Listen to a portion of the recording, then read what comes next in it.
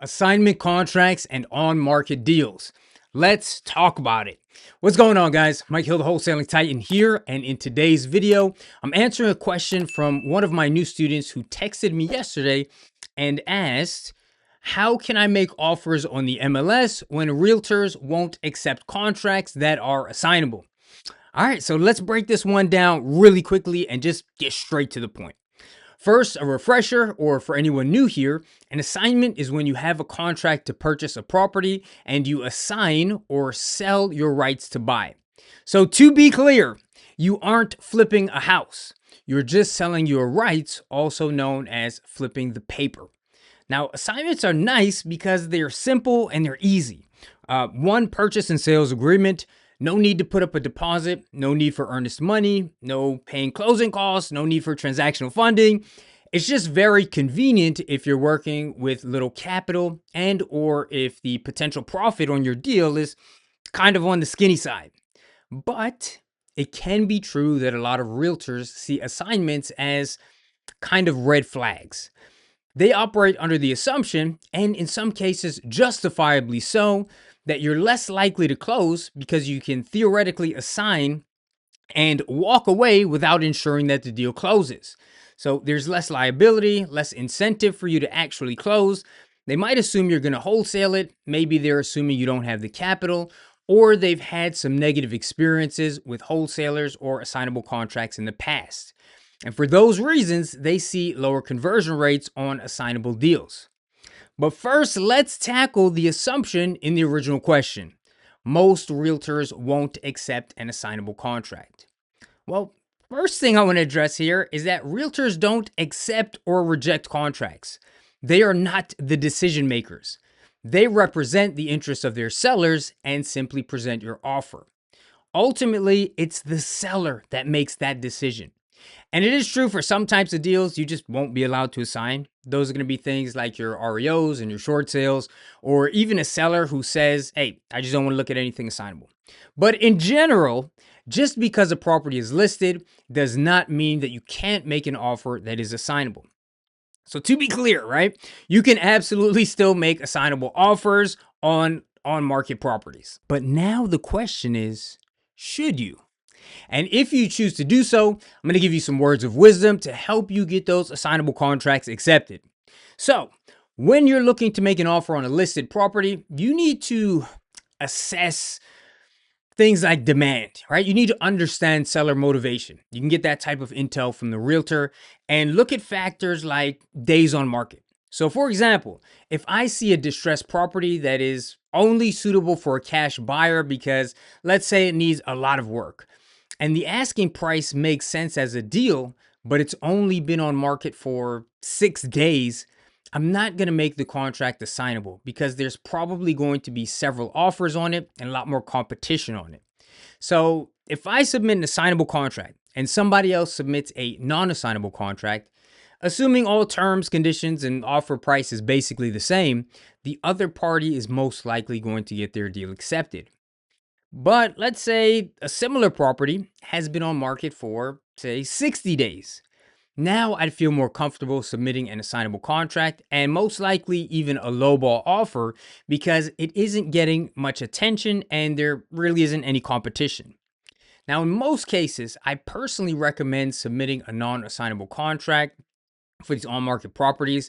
And then if you can't double close or it doesn't make sense to double close, try and change the contract to assignable via addendum, which is just adding on a change to your contract that overrides existing terms.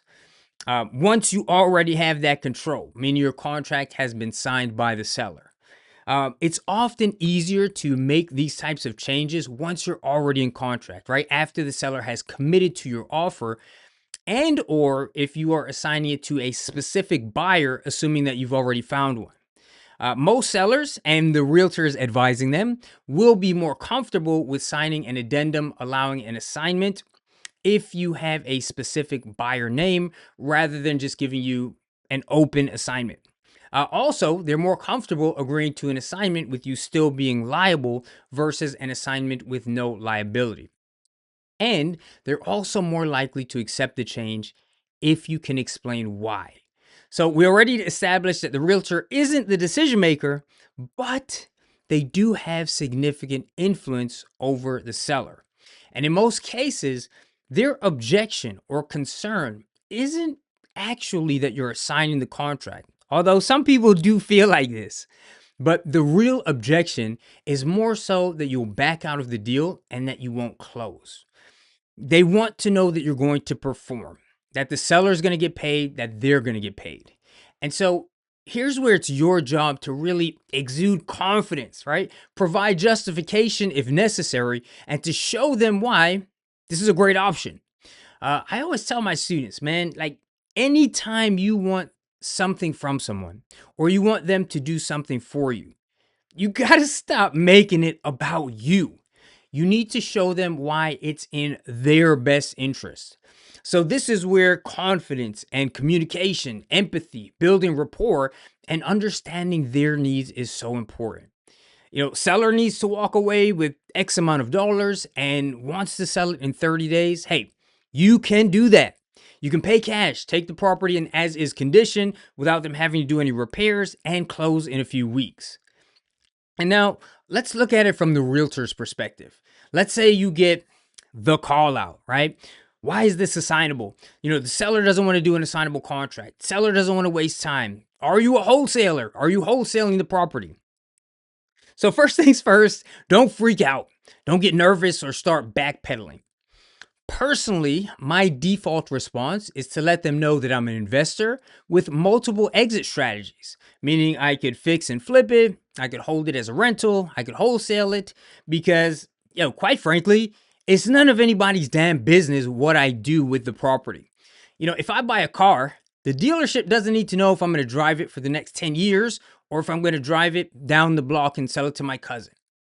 And hey, if you are strictly a wholesaler, by the way, or maybe you don't have any experience rehabbing and you feel uncomfortable or disingenuous using this excuse, or not even excuse, but this justification, what you do with the property truly depends on how good the deal is.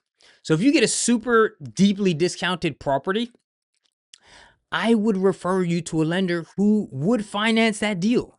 So even if you had very little capital, if the deal is good enough, what I'm saying is that you could potentially fix and flip it. So that response is not misleading.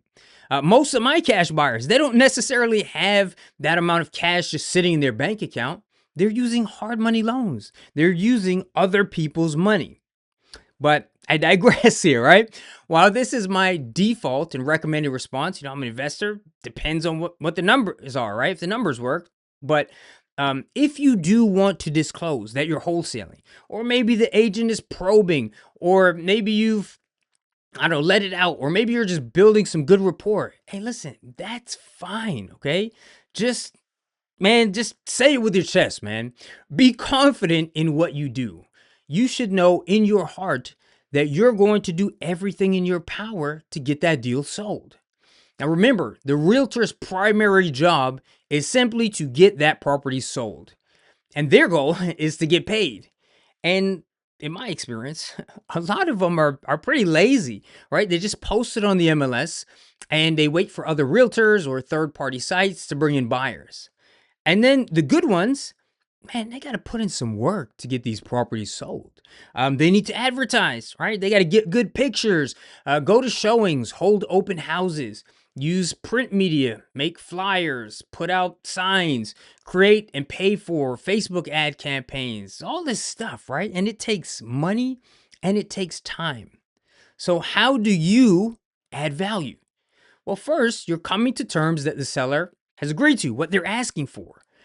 Then you're essentially giving them free marketing. You're using your time, your energy, and your resources to advertise the property and basically asking for nothing in return. And you're giving them access to buyers that they would not normally have access to. So in my case, I've been building my buyers list since 2012. For a realtor to have access to the buyers on my list, they would need to invest 13 years into building that list. This is, man, we're talking hundreds of direct mail campaigns to cash buyers, skip tracing thousands and thousands of cash buyer records, thousands and thousands of phone calls, conversations and rapport building with these buyers, building these relationships, networking, having a proven track record and credibility with these buyers.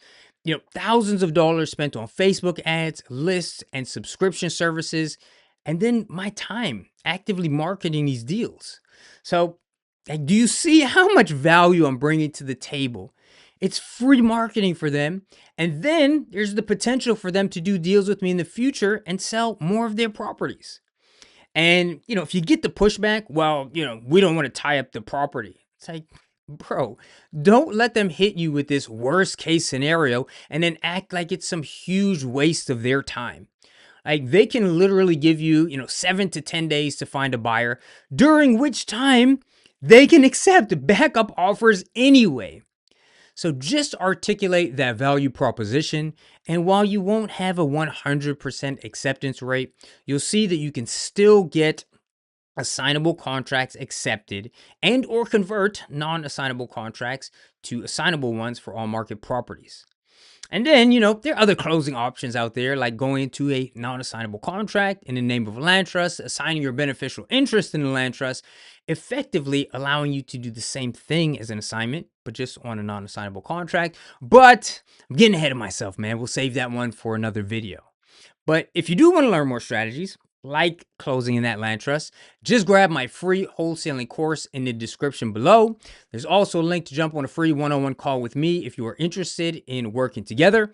The goal for new students is a deal in 6 weeks, 6 figures in 6 months.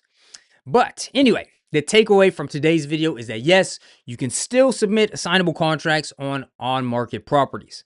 Overall, your acceptance rate will be lower, but it can be done, especially if you know how to show your value in the event that you get any pushback. So if you guys have any additional questions, post them down in the comment section below. Let me know what video you would like to see next, any struggles, any frustrations, all that good stuff. Thank you so much for watching. Please like, comment, and subscribe. Helps the channel out a great deal. And I will catch you in the next video. All right, peace.